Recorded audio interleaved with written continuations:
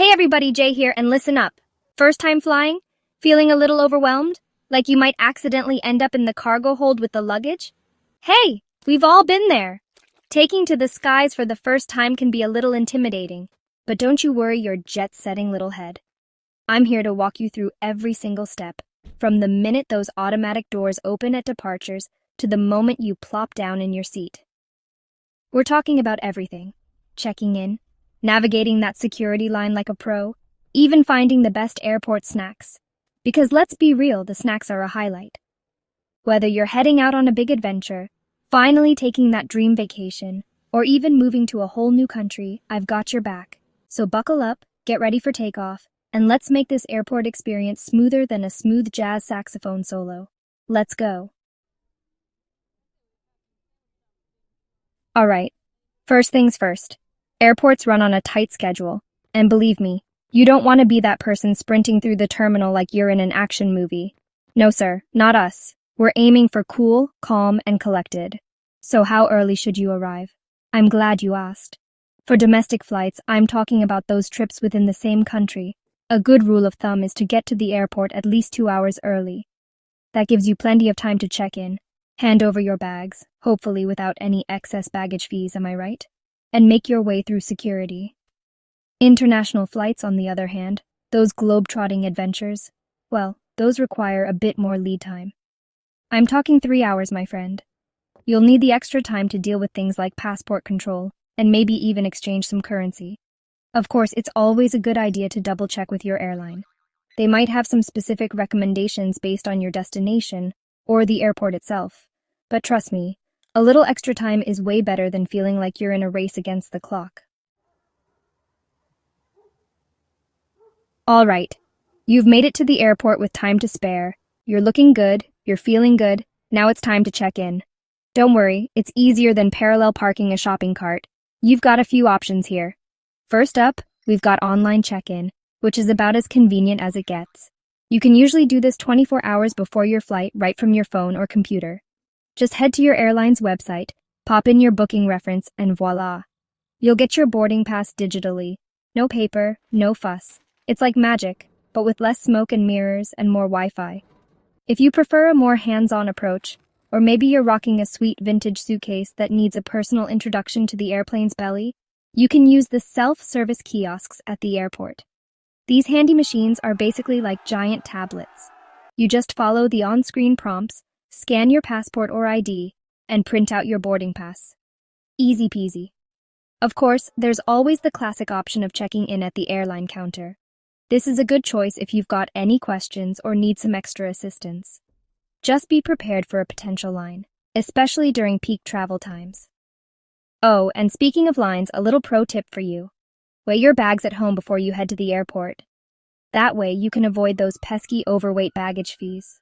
Nobody wants to start their trip off with an unexpected bill, right? Okay, time to tackle security. Now, I know this part can seem a little intimidating, but I promise it's not as bad as it looks. Just think of it as a little obstacle course designed to keep everyone safe. And who doesn't love a good obstacle course? First up, you'll need to flash your boarding pass and ID to the friendly TSA agent. They might ask you a few questions, but don't worry. Just answer honestly and you'll be on your way. Next, it's time to send your bags and bins through the X-ray machine. Now this is where things get fun. You'll need to take out any electronics larger than your cell phone, laptops, tablets, maybe even your Nintendo Switch if you're planning on catching some Pokemon on the go. Just pop them in a bin. And don't forget about the liquids rule. All your gels, creams, and liquids need to be in containers no larger than 3.4 ounces or 100 milliliters, and they all need to fit into a single, quart-sized, clear plastic bag. It's like a tiny travel-sized spa in there. You can usually grab one of these bags at the security checkpoint if you forget, but it's always a good idea to pack one in advance. Now for the main event, walking through the metal detector. Don't worry, it's not going to zap you. Unless you're secretly a superhero, in which case, can I get your autograph? Just follow the TSA agent's instructions, and you'll be through in a jiffy. Oh, and one last thing.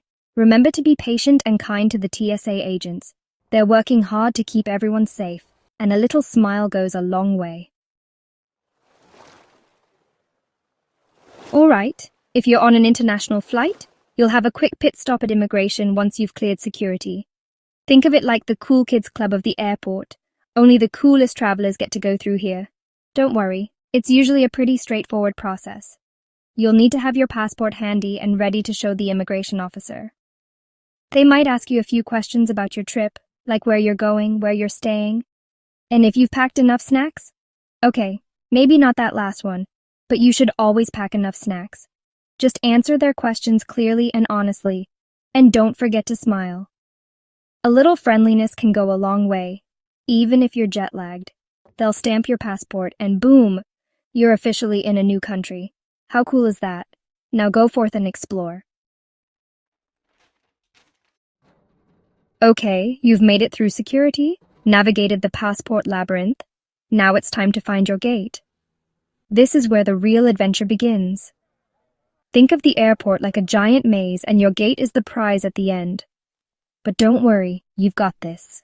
First things first, check those departure screens like a hawk. You're looking for your flight number and the corresponding gate. Sometimes gates change, so it's always good to double check as you get closer to boarding time.